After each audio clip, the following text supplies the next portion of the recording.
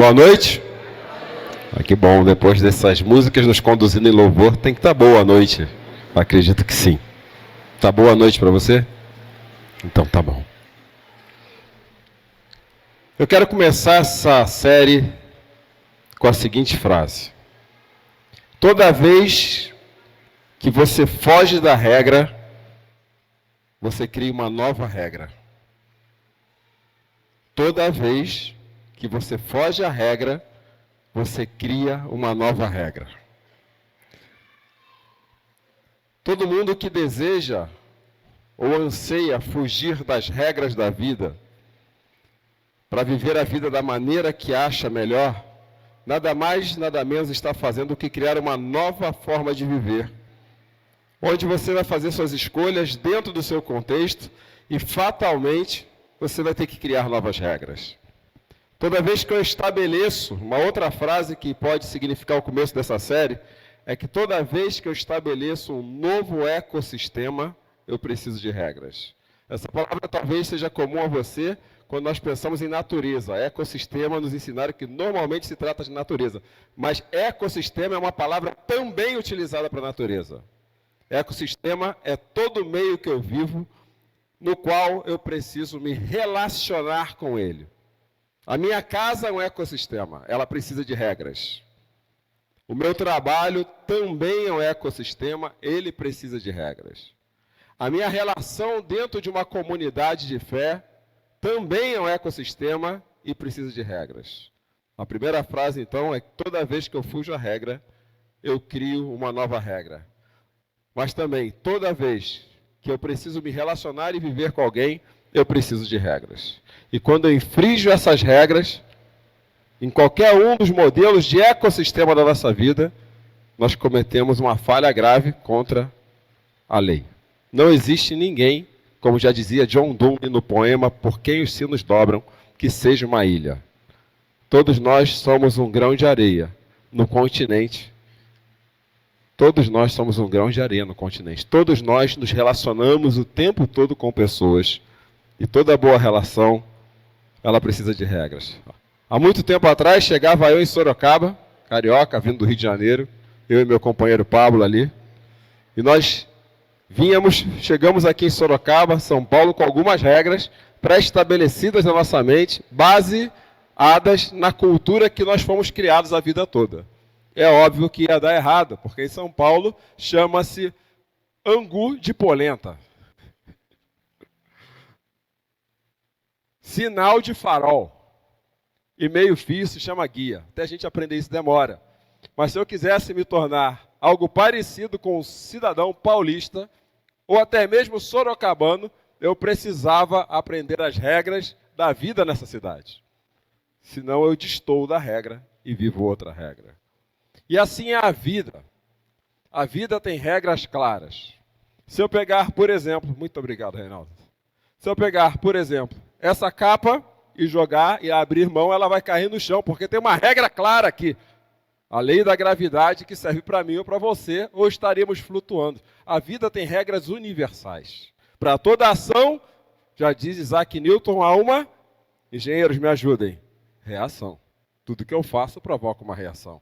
Isso serve para material, isso serve para a nossa relação com a vida também. Toda reação que eu tenho na direção de pessoas vai provocar uma reação. Se ela é boa ou ruim, eu não sei. Normalmente, reações emocionais, elas têm um propósito no ecossistema, ainda que seja a raiva. A raiva é uma boa emoção necessária para que nós informemos as pessoas que elas violaram as nossas fronteiras. O problema é quando eu tenho raiva e escolho pecar. Ireis e não pequeis, disse Paulo na carta aos Efésios, capítulo 5. Toda a vida tem regras, toda regra precisa corresponder a um tudo na vida tem regra, toda regra precisa corresponder a um ecossistema, e quando eu violo a regra, traz problema. Há regras universais que foram criadas por Deus. Nós demos nome à gravidade de gravidade, mas quem estabeleceu a gravidade é Deus, como o Senhor Criador de todas as coisas. A única criação ativa no universo foi aquela que veio da palavra do próprio Deus, quando ele disse, haja luz e houve luz. Tudo que nós podemos fazer como seres humanos é dar nome àquilo que Deus criou. e reagir à criação de Deus. Nós podemos reagir à criação de Deus segundo as regras de Deus ou segundo as regras do nosso próprio pecado. E isso cria aí um problema enorme para a nossa vida. Diante disso, hoje eu quero convidar todos nós a nos mantermos firmes. E como disse o Felipe aqui na frente, passaremos o mês todo conversando sobre Daniel, um profeta do Antigo Testamento, e em especial dos capítulos 1 ao primeiro ao capítulo de número 6. Porque do 7º em diante começa a complicar a nossa vida com as apocalípticas de Daniel, e não é essa a intenção. Por que 1 a 6? Porque de 1 a 6, Daniel, e não somente ele, mas seus amigos, foram desafiados a viverem regras a partir da sua fé, numa cultura totalmente diferente da deles. E por isso que hoje o nosso tema, o nosso assunto central é mantenha-se firme. Eu espero que a gente saia daqui mais firme essa noite, amém? Capítulo 1, logo no começo, versículos de 1 a 4 do profeta Daniel, diz assim: No terceiro ano do reinado de Jeoaquim, rei de Judá, Nabucodonosor, rei da Babilônia, veio a Jerusalém e a sitiou. O Senhor entregou Jeoaquim, rei de Judá, nas mãos dele, e também alguns dos utensílios do templo de Deus. Nabucodonosor levou os utensílios, reparem nessa frase, Nabucodonosor levou os utensílios para o templo do seu Deus. Utensílios do templo de Deus para o templo do seu Deus. Depois, o rei ordenou a Aspenaz, o chefe dos seus oficiais, que trouxesse alguns dos israelitas da família real e da nobreza, jovens sem defeito físico, de boa aparência, cultos, inteligentes. Estão mexendo no meu mico, que está dando variação aqui na minha voz. Inteligentes, que dominassem os vários campos do conhecimento e fossem capacitados para servir no palácio do rei. Ele deveria ensinar-lhes a língua e a literatura dos babilônios. Daniel, capítulo 1, versículos de 1 a 4. Existem diversos elementos aqui, nesse texto, que nós precisamos observar para entender essa mensagem. Eu queria simplesmente chamar as nossas atenções para a mensagem de hoje, para os versículos 1 e 2. Reparem o que Deus fez. Ele entregou Jeoaquim, rei do povo dele, para o domínio de outro rei, Nabucodonosor, rei da Babilônia. O rei da Babilônia pegou utensílios da casa de Deus e levou para utensílios da casa do seu Deus. O que isso está dizendo? Peguei meu povo e tudo aquilo que eles creem, estou levando para uma outra casa. Pegaram o Cláudio, o Pablo, quem for, da casa dele e levaram para uma casa que não era dele, com um ecossistema totalmente diferente. E mais, que desafiava em tudo quem eles eram. E o grande desafio vem logo a seguir. Eu saio da minha cultura, eu saio e vou para uma outra cultura. E uma cultura nada mais, nada menos é do que o conjunto de normas, valores, práticas que moldam as minhas interações sociais e questionam e apresentam a minha identidade. Todos nós aqui temos cultura, e isso não tem a ver com a academia, com o estudo. O que eu quero dizer com isso? Todos nós viemos de casas com culturas distintas. Hoje eu estava com a Cláudia lá, lavando a louça do almoço, e a gente estava lá lavando aquela coisa, lavar a louça, e os dois arrebentaram. Nós estamos com gripe há 5 dias, tanto que eu não abracei ninguém porque eu estou arrebentado de gripe. Cláudia pior ainda, e quando era lá pelas 2 da tarde, ela começa a me gritar, e eu vi aquela voz vindo ao fundo, eu falava, Deus é você? Não, era a Cláudia berrando, porque ela tinha acabado de cair no chão, de coluna travada, pedindo para que eu rebocasse ela para a cama, e reboquei e larguei ela lá até agora, a hora de vir para cá. Eu estava lá, e aí eu falei, tudo bem, então agora está na hora de fazer o papel de marido, pelo menos agora, vou lavar a louça. Aí fui lavar a louça. E aí peguei uma panela bonitinha, dessas panelas de teflon, sabe panela que tem fundo de teflon? E estava toda preta, e eu ficava assim, como é que eu ario? Porque se eu passar bombril aqui, vai arranhar o teflon, depois vou tomar uma bronca de Deus, não, da Cláudia, peraí, porque sabe como é que é? E aí fiquei naquele dilema todo. Aí eu lembrei da minha avó. Aí falei, agora eu entendi por que a minha avó tinha uma bendita de uma panela pretinha e falava para a gente, filho, na casa da gente tem que ter sempre uma panela preta. Eu falei, por quê? Para não ter esse problema de arear. É a panela da fritura. É a cultura da minha casa. Mas eu vim morar com a Cláudia e quando a gente casa, a gente cria outra cultura, não é verdade?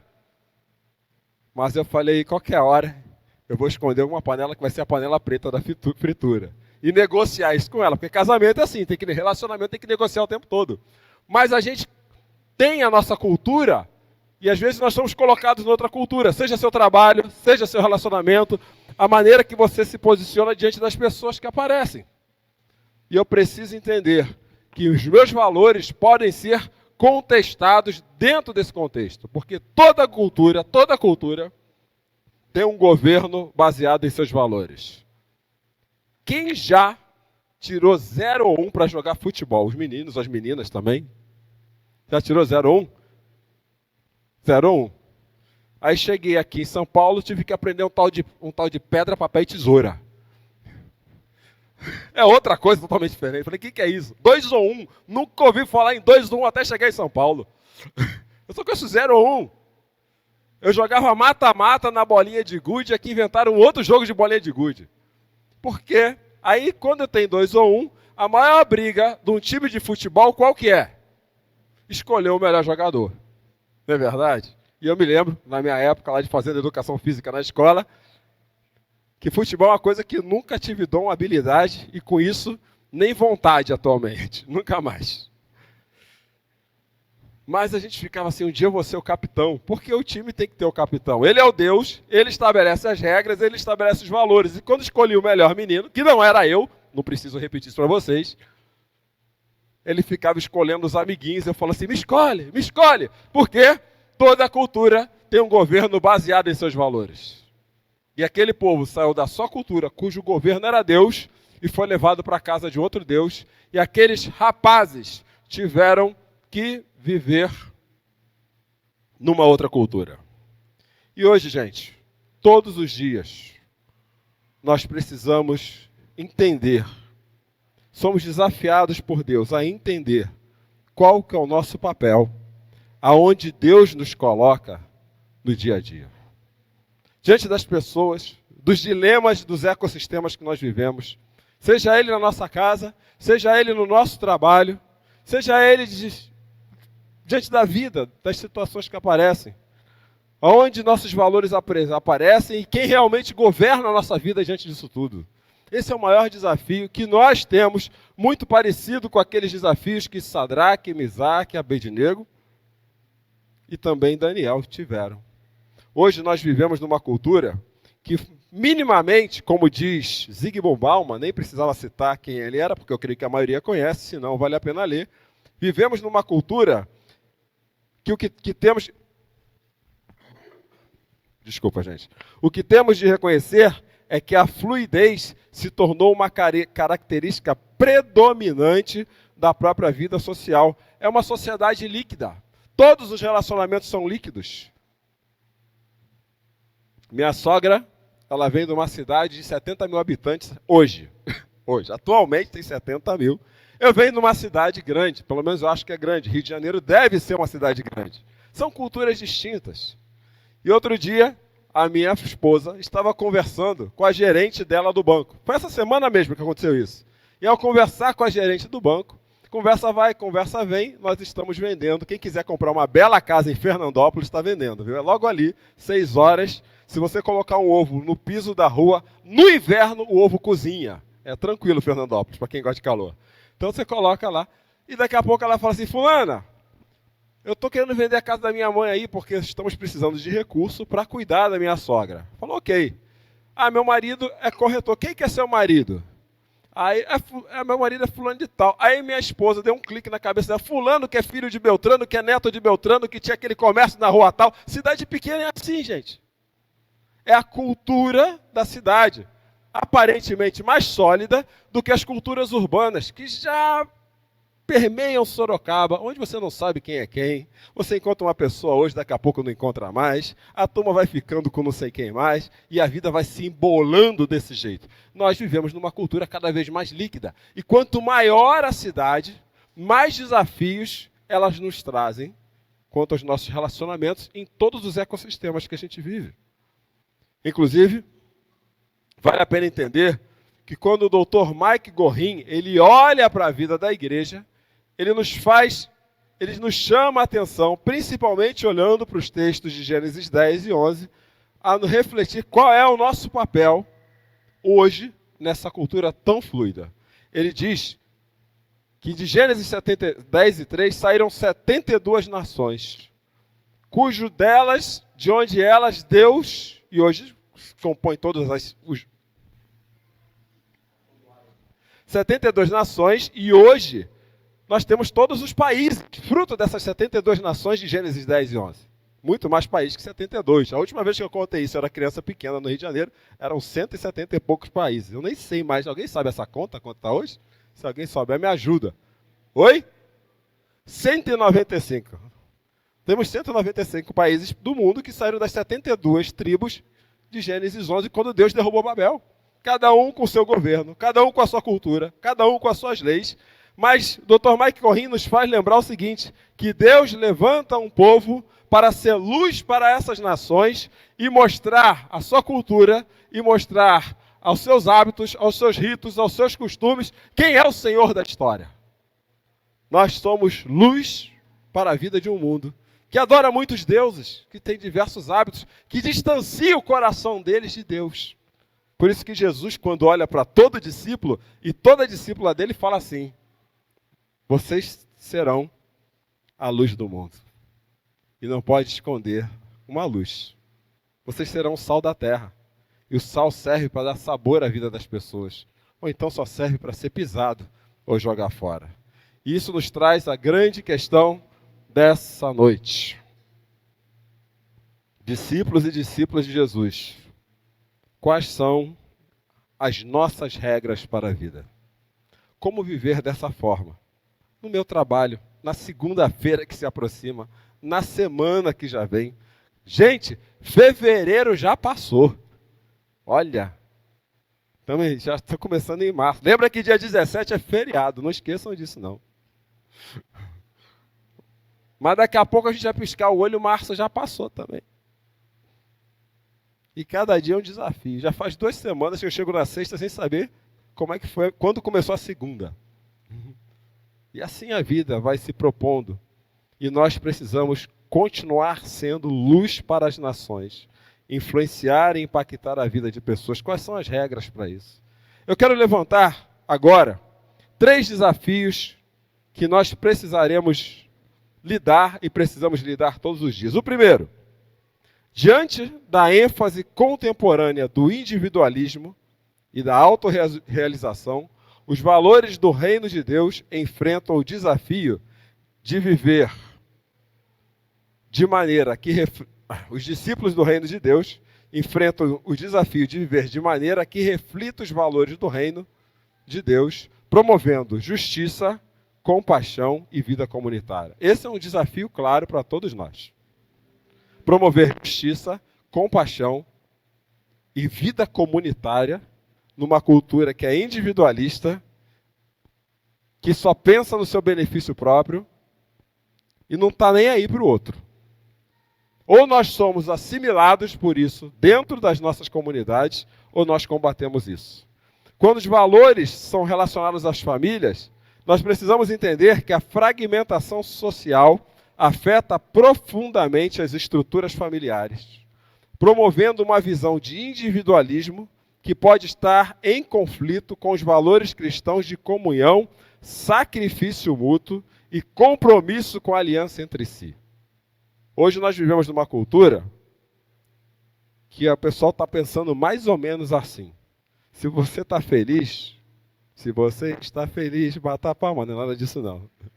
Se você está feliz, a gente está bem. Se você não está feliz, você pega as suas trouxas e vai embora. Que comunhão tem nisso? Você está bem aqui? Fica aqui. Não está, pega reto, se adianta. Aí começa aquela briga tremenda e os filhos sofrem com isso. Hoje nós vivemos numa cultura também em que não há sacrifício mútuo. Se der certo, se está dando tudo, se a conta está fechando, nós estamos bem. Se a conta não fechar, eu não estou disposto nem disposta a andar um pouquinho mais com você. Você dá seu jeito, porque você não está servindo aos meus planos. É assim que às vezes acontece dentro de casa. Eu tenho esses planos, você tem aqueles planos. E isso acontece com tudo, com o dinheiro, sobre os sonhos, sobre a vida, a intimidade do casal, sobre a criação de filhos. Aí, quantas vezes eu ouço assim, numas reclamações, pastor, ele não quer criar os filhos da maneira que eu acho, porque eu acho que é de outro jeito. Eu falei, qual que é o dele? Não sei, nunca conversamos sobre isso. Se você não conversou, como é que vai saber? Pastor, eu não sei quanto que ela ganha. Eu perguntei, ela sabe quanto você ganha? Não sei. Ele nunca me mostrou quanto ele ganha. Não tem nem ideia da renda familiar. Ou então aquelas coisas assim, eu estou vendo que a vida está me levando para outro lugar, ele não vai me acompanhar não, vou deixar ele. Falei, por quê? Qual que é esse lugar? É um lugar que só você quer ou é um lugar que vocês dois planejaram juntos? Olha que coisa louca. E quantas crianças são fragmentadas nesse contexto. E o terceiro desafio é quanto ao trabalho. Em um mundo onde o trabalho é frequentemente visto sob a ótica da realização pessoal ou da acumulação de riquezas, os cristãos são desafiados a redefinir o trabalho como vocação a serviço do reino de Deus. Eu fico muito triste mesmo, mas pode ser meu, tá? Se for meu, vocês respeitam. Vocês respeitam se for só meu? Respeita. Promete que vão respeitar? Eu fico muito triste com cristão que tem preguiça de trabalhar. Que reclama do seu trabalho todo dia. Você tem direito de mudar. Correr atrás dos seus sonhos. Mas eu fico muito triste. Porque um cristão que reclama do seu trabalho todo dia, no mínimo, minimamente, ele não tem consciência da sua vocação no reino de Deus. Um cristão que reclama do quanto ganha todo dia, você pode ter direito de querer ganhar mais. Todo direito de ganhar o dobro. Quero que você ganhe o dobro. Que você compre o seu barco e seja o dono da lancha de cabeça branca um dia. Eu quero que você seja assim. Mas reclamar do seu é um negócio bem complicado todo dia também. Você tem direito de batalhar pelos seus sonhos, mas não murmura sobre o pão nosso de cada dia sobre a sua mesa. Porque antes de você ter seu carro, sua casa, seu barco, o que quer que seja, a tua vida, a nossa vida, foi dada por Deus com um único objetivo: mostrar o reino de Deus e a sua glória. Então a gente não pode reclamar do nosso trabalho. Eu tenho que ir agradecendo a Deus todos os dias e batalhar pelas oportunidades melhores. Isso é papel seu.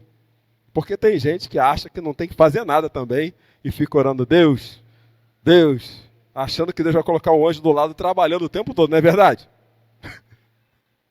Eu tenho que fazer a minha parte. Mas o trabalho, ele existe para que nós cumpramos a nossa vocação no reino de Deus. O grande problema é que Israel falhou.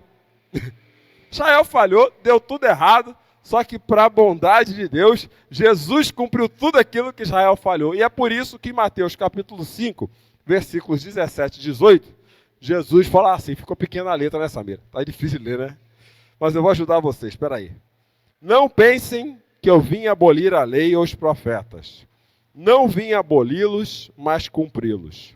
Em verdade, lhes digo que até que os céus e a terra desapareçam, de forma alguma desaparecerá da lei a menor letra ou o menor traço até que se cumpra. O que Jesus está falando? Israel não conseguiu ser o povo que traria a luz sobre as nações.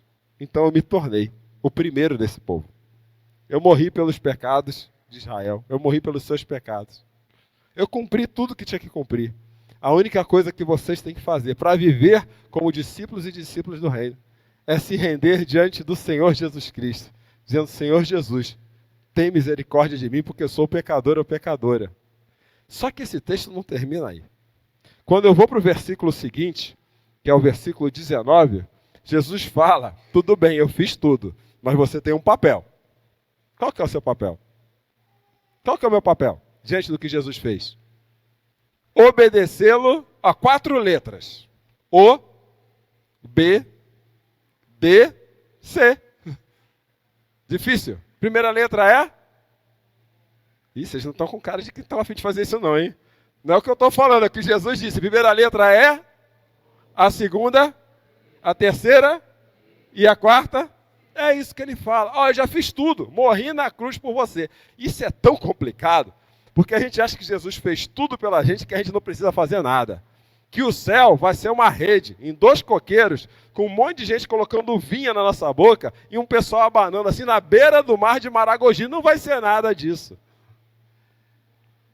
O céu vai ser um lugar onde nós viveremos, construiremos uma sociedade. Viveremos em uma sociedade que só tem um objetivo: viver honrando e glorificando a Deus. Felizes, porque a Ele toda a honra, toda a glória e todo louvor. Deus não vai nos transladar para uma nuvem. Ele vem restaurar a criação dele. E ao restaurar a criação, ele coloca tudo em ordem. Mas a gente continua trabalhando. A gente continua criando. Co-criando é uma palavra meio mística hoje, não vou falar isso não. Mas é quase isso. Respondendo aos atos da criação. Vivendo numa sociedade perfeita, onde Deus volta a ser o centro dessa sociedade. Enquanto isso, a gente só tem que fazer 4 letras até lá. O que é? Por isso que em Mateus, capítulo 5, versículo 19, Jesus deixa claro. Ó, Jesus diz assim: portanto, todo aquele que desobedecer a um desses mandamentos, ainda que dos menores, e ensinar outros a fazerem o mesmo. Ó o perigo, hein?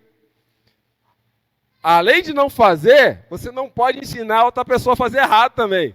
Porque tem gente que é assim, às vezes, até na igreja, né? Ele não faz e ensina o outro a fazer errado que está do lado, não é verdade? Faz não, vê lá. O pastor está ganhando bem para isso aí.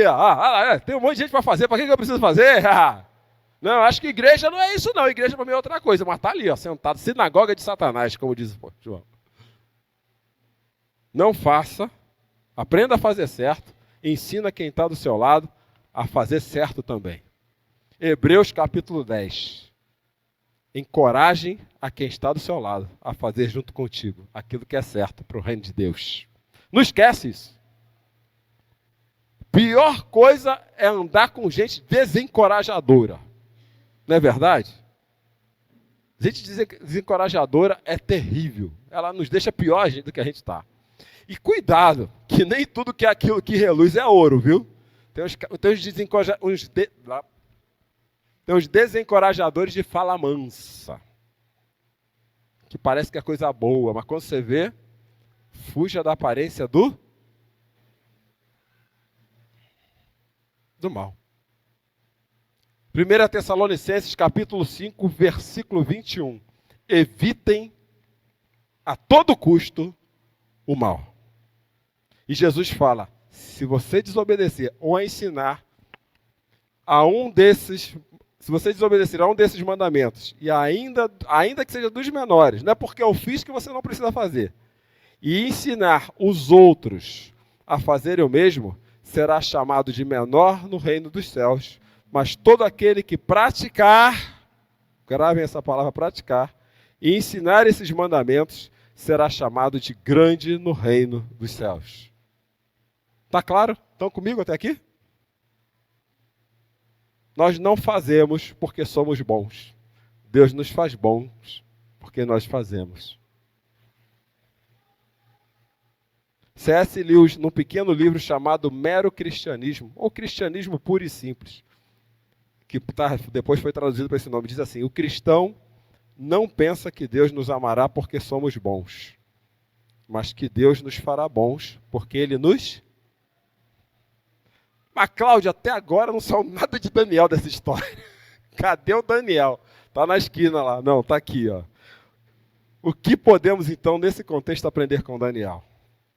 Bom, em primeiro lugar, nós precisamos aprender o seguinte: estejam preparados para lidar com a cultura. Quando você sai... Aqui é tudo legal, viu, gente? Pelo menos deveria ser. Aqui é tudo gostoso, viu? As músicas são bonitas, bem ensaiadas. O pessoal do louvor veio aqui de manhã, deu duro, ensaiou. Aqui a gente está com roupa de domingo. Não é terno e gravata, mas é roupa de domingo, tá bom? Aqui a gente está com roupa de domingo, tá vendo? Aqui a gente saiu de casa, fala assim, vamos à casa do Senhor. Salmo 136, alegrei-me como me disseram. Aqui é tudo bonito, quero ver quando passar daquela porta ali. Quando tiver que dar de cara com a realidade. Então estejam preparados para lidar com a... Daniel esperava sair de Judá. Chegou lá, estava Nabucodonosor em cima dele, falando assim, meu amigo, estou levando você para a minha terra, para uma cultura diferente. Daniel chegou lá, como diz o texto de Daniel, capítulo 1, versículos de 3 a 4, Daniel chegou lá e aconteceu o seguinte com a vida dele. Depois, o rei ordenou a Aspenaz, o chefe dos seus oficiais, que trouxesse alguns israelitas. O que é um israelita? Membro da tribo de Avé, tá? De família real e da nobreza. Por que de família real? Porque normalmente na família real é uma pessoa preparada e capacitada. Hoje todos nós somos povo e raça eleita. Todos nós somos da família real. Não esqueçam disso. Jovens sem defeito físico, de boa aparência, cultos e inteligências, que dominassem os vários campos do conhecimento e fossem capacitados para servir no palácio do rei. Ele deveria ensinar-lhes a língua. Quando começou a falar aqui, ó, inteligente e bonito, eu já me tirei da lista. Eu estava livre dessa. Até que benditos indivíduos que criaram os comentaristas bíblicos. Porque os comentários bíblicos dizem que sem defeito é alguém que é incapaz de macular, de manchar a presença de Deus diante dela. Ele não queria gente bonita, ele queria gente que diante de Deus fosse tão santa, tivesse uma relação com Deus tão íntima, que se colocado diante do Deus dele na Babilônia, não iria manchar a presença do Deus dele. É isso que é sem defeito. Por isso que Jesus é o cordeiro sem defeito, sem mácula. Ele não mancha a presença de Deus quando está diante de Deus. Inteligente é porque a expectativa daquele rei era pegar aqueles caras, inseri-los na sua cultura da Babilônia e mandar de volta para Judá. Para quê? Para que eles contaminassem com a cultura, os ritos dos deuses dele, a cultura de Judá. Até aí, Cláudio, o que isso tem a ver comigo? Lembra assim, ó, quando eu pergunto assim, o que isso tem a ver contigo, lembra assim, segunda-feira braba. O que isso tem a ver contigo? Porque você acha que onde estão os deuses que vão te confrontar a respeito de quem você é? A respeito de 3 coisas que fazem parte da nossa vida. A nossa identidade, a nossa santidade e o nosso conhecimento de Deus. Aonde que você vai ser confrontado? Aqui, cantando um hino bonitinho? É lá fora. São nos ecossistemas que Deus vai te colocar. Onde você tem que mostrar e viver quem você é ao lado das pessoas que vão te confrontar e te conduzirem a viver conforme outras culturas que não fazem parte da sua nem da minha. É lá que a nossa identidade aparece, é lá que a nossa santidade aparece, é lá que o nosso conhecimento aparece.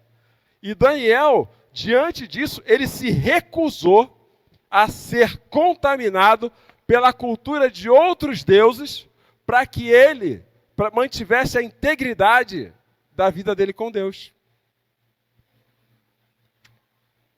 O que te espera lá fora?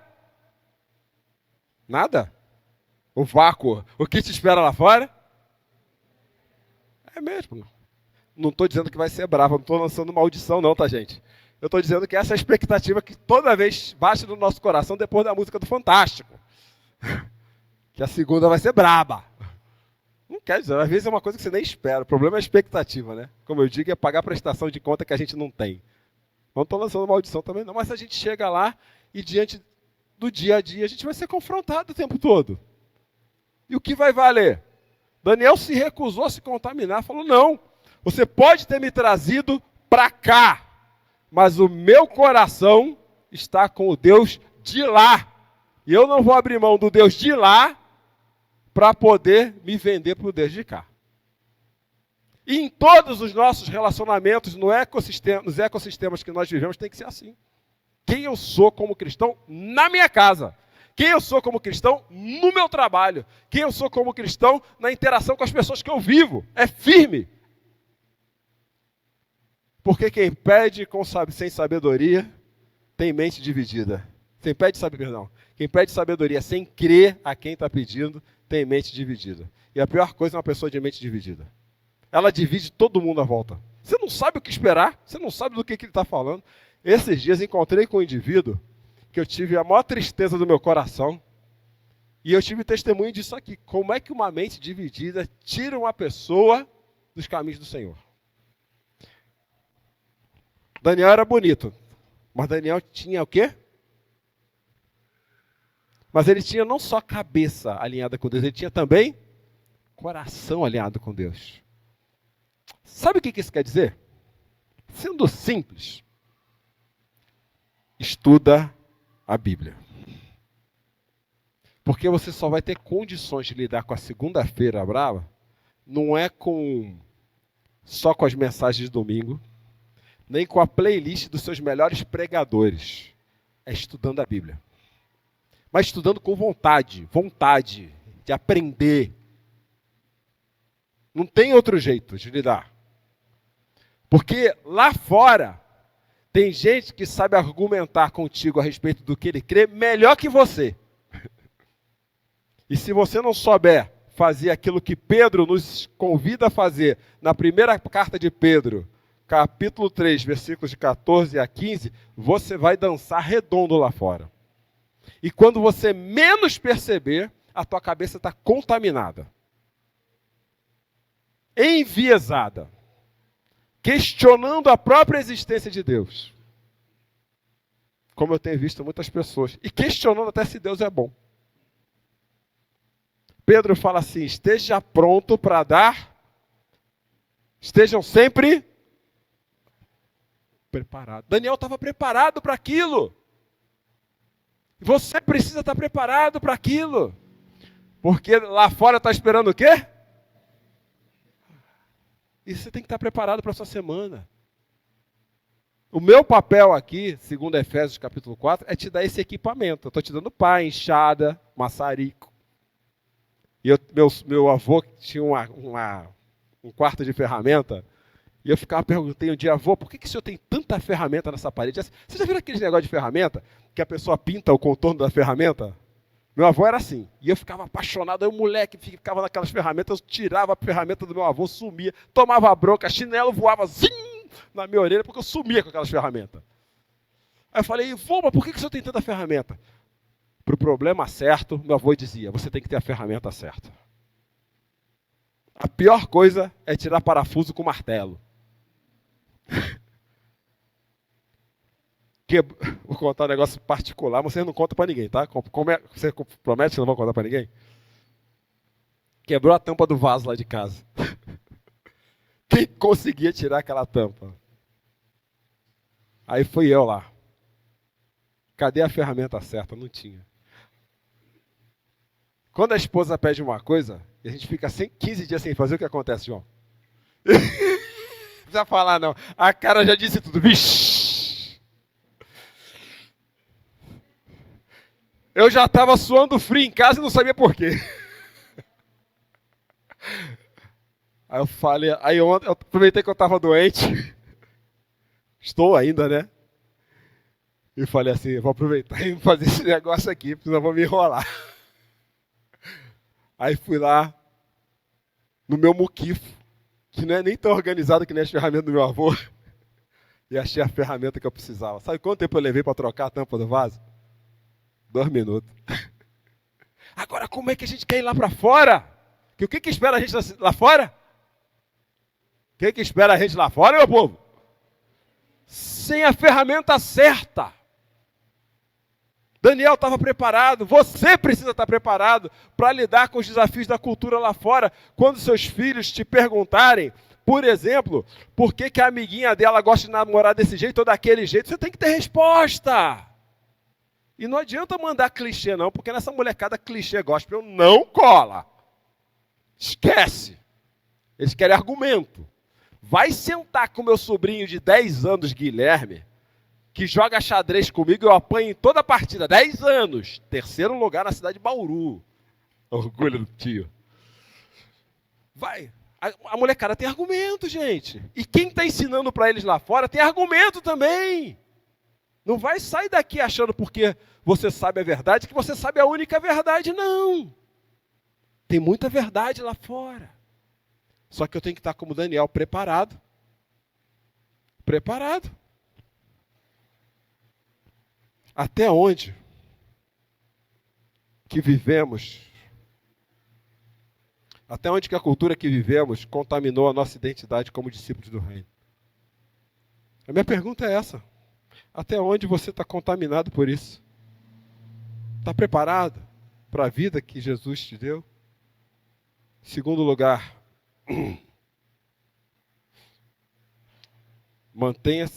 estejam preparados mantendo os seus valores. Quando Daniel chegou lá, qual foi a primeira coisa que o rei fez? Puxa, ali a cola, né? Errei no slide. O que ele fez? Mais ou menos a cola. Trocou o nome dos caras. Lembra disso? O que está escrito ali, ó? O chefe dos oficiais lhe deu novos nomes. A Daniel deu o nome de Beltesazar. A Ananias, Sadraque. A Misael, Misaque. E a Azarias, Abednego. O que esse cara estava fazendo? Valendo um refrigerador de 4 bocas a álcool. O que esse cara estava fazendo? Mudando a cultura. Porque hoje a gente dá nome para filho baseado em jogador de futebol. Vem cá, Neymarzinho! Vem cá! Então as filhas, vem cá, Gisele Bündchen. Mas naquela época, dava-se nome para as pessoas baseadas na pessoa do Deus deles. E isso representava identidade. Sabe o que quer dizer esses 4 nomes aí? Vocês sabem? Já pararam para estudar? Quem já estudou o significado do nome dele? Já estudou, Dani? Dani, sabe tudo. Você está enrolado, hein, Jax? Um dia eu perguntei assim, deixa eu voltar aqui. Qual é o menor versículo da Bíblia? Aí o Jax foi lá, pá! Aí a Dani corrigiu, não é esse, pá! Aí eu fui até conferir. A Dani estava certa. Os 4 nomes de Daniel, Ananias, Misael e Azarias, quer dizer, Deus é meu juiz, e Yahvé tem sido gracioso. Quem é o que Deus é, e Yahvé tem me ajudado. Esses eram os 4 nomes, o significado daqueles 4 nomes. Quando deram outros nomes, que iriam mudar a identidade dele. Aí Daniel falou assim, nada disso. Que mudar minha identidade, o quê? Vai nada. Eu sei de onde vem meu nome, porque eu sei ao Deus que eu pertenço. E aqui vai uma dica para mim e para você. Cuidado para a cultura lá fora não mudar a sua identidade. Porque quando você perceber, ou nem perceber, vai estar fazendo coisa que não pertence a você. Quando Jesus Cristo nos chamou, Ele nos chamou para sermos coparticipantes, co-herdeiros da mesma graça. Deus te deu um nome. E esse nome vai ser revelado no dia da volta do Senhor Jesus Cristo. Porque lá em Apocalipse está escrito que uma das bênçãos que Deus vai nos dar é um novo nome. Para representar a identidade que Ele está nos dando hoje. Viva! Vou falar uma coisa que os antigos falavam. Honre o seu nome. Daniel honrou o nome dele quando ele decidiu não se tornar impuro. De jeito nenhum, você vai mudar minha identidade. Eu sei quem eu sou. E Daniel foi mais adiante. Quer ver uma coisa? Coloca isso à prova. E Paulo fala a mesma coisa para mim na primeira carta aos Coríntios, capítulo 10, versículos 19 a 22. Olha que texto pesadíssimo. Gente, esse texto é tão pesado que eu fiquei até com medo de colocar ele aqui hoje. Olha que texto pesado. Mas não sei como é Paulo que fala. Se Cláudio falar, você xinga. Se Paulo falar, todo mundo aceita. Então deixa eu ver o que Paulo fala. Portanto, o que estou querendo dizer? Será que o sacrifício oferecido a um ídolo é alguma coisa? Ou o ídolo é alguma coisa? Não! Quero dizer que os sacrifícios dos pagãos são oferecidos aos demônios, não a Deus. Por isso, não desejo que vocês tenham comunhão com os demônios. Vocês não podem beber do cálice do Senhor e do cálice dos demônios. Não podem participar da mesa do Senhor e da mesa dos demônios. Porventura provocaremos ciúmes ao Senhor? Somos mais fortes do que Ele? Paulo não está falando de comida. Paulo está falando de relacionamento com pessoas que têm fé, valores, propósitos de vida diferentes do nosso. Sociedade, parceria, casamento, tudo que gera aliança, nós temos que nos precaver. Ou nós vamos ter uma casa dividida, uma vida dividida. Ou então nós vamos ser contaminados pela cultura.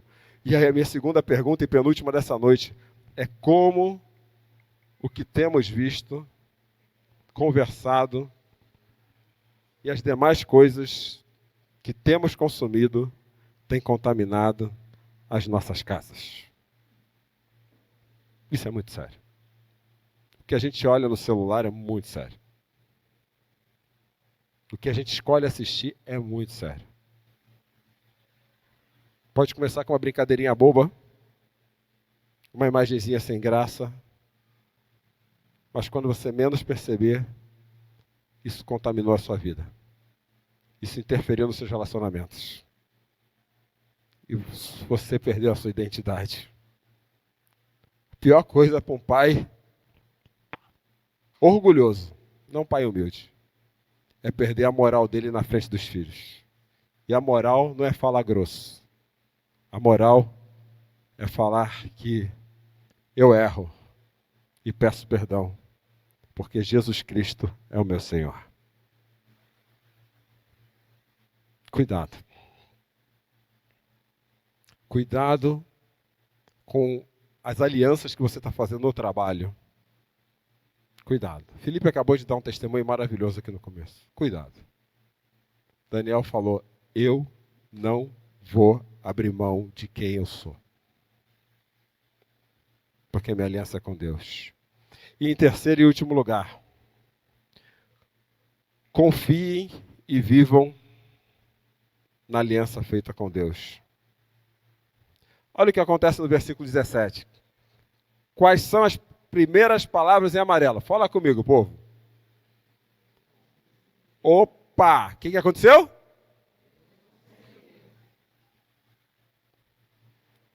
Deus falou, você está numa cultura diferente da sua, você preservou a sua identidade, então eu vou te dar o que você merece. Simples assim. Se mantenha firme no chamado de Jesus para a sua vida. Porque Deus vai te dar o que você merece. Se mantenha firme nos valores e princípios do reino de Deus, porque Deus vai te dar o que você merece. Quando eu falo das alianças que nós fazemos, não é se tornar um alienígena não, tá bom? Às vezes você comprar uns ETs desses que estão vendendo em Sorocaba, vai levar para casa e falar, eu sou ET de Deus. Não é isso. É saber que diante de todas as relações da vida, naquilo que está aqui te esperando, o que é? O que é? Eu tenho um papel. Impactar a vida de pessoas. Mostrando a elas o Deus que eu creio. Me mantendo firme.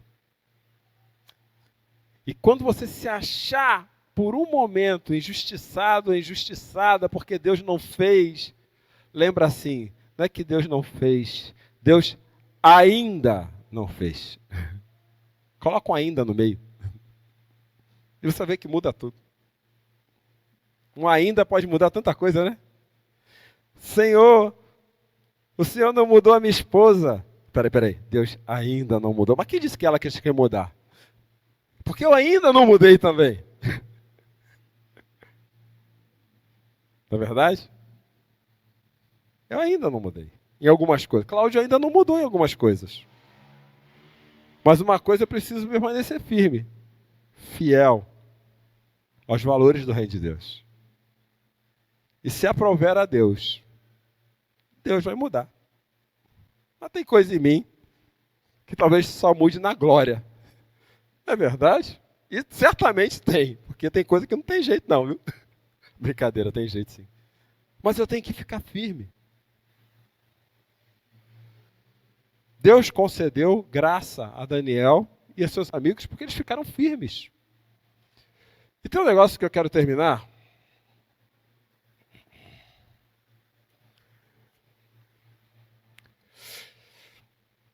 Quando eu terminei essa mensagem, eu falei assim, peraí, eu estou vendo uma coisa aqui que eu não tinha visto até hoje. Para que o Deus da Babilônia levou Daniel para lá? Me diz. Para quê? Para quê?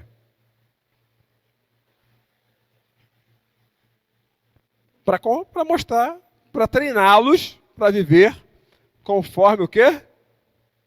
Os princípios da Babilônia, não é isso? Tá certo? Tá comigo? Esquece tudo que eu falei até agora. Pega a visão agora, hein? Pega a visão. Era isso, não era? Vou trazer os melhores para eu preparar eles, inserir a minha cultura neles e mudar o mundo a partir de quem eu sou. É isso que querem fazer com a gente aí fora. Deixa eu pegar esse pessoal, mudar eles, para que eles vivam da maneira que eles esperam lá fora, não é isso? Aí pegaram Daniel e seus amigos, que eram os melhores, os mais sábios, e colocaram ali na realeza, que é a representação dos deuses e dos costumes lá. Beleza? Só que Daniel fez uma outra coisa, falou, opa, de jeito nenhum eu vou abrir mão da minha identidade.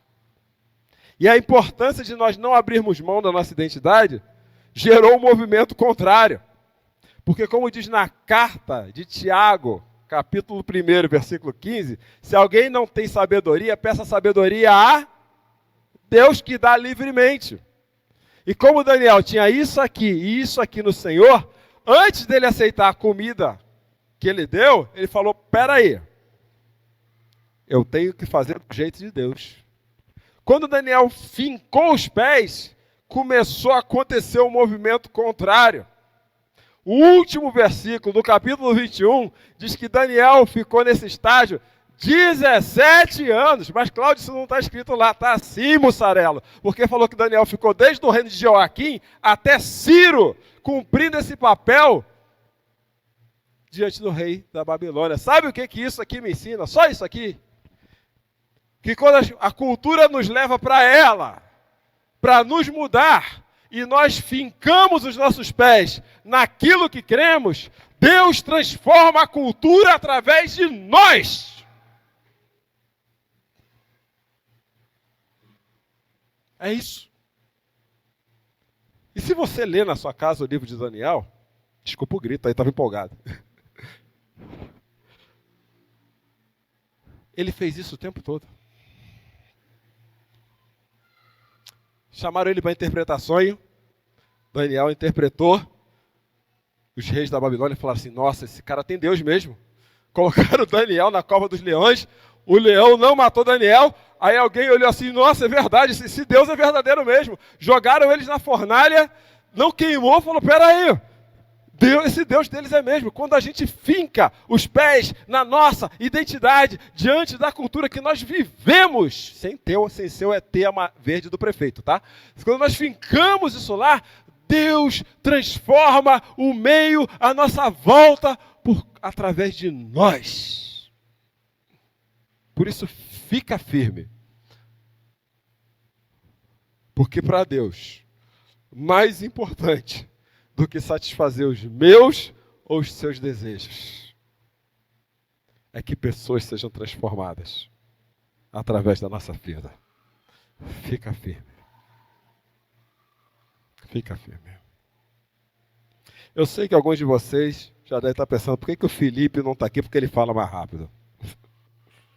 Mas eu tinha que falar isso. Eu sei que alguns, você já deve ter passado, peraí que tô respirando, tá? Pausa para respirar. Eu sei que Eu sei que é desafiador isso, mas esse é o compromisso de nós com a nossa fé. Fica firme. Fica firme no Senhor Jesus. E você vai ver o que Ele vai fazer através da sua vida. Fica firme. Vamos orar?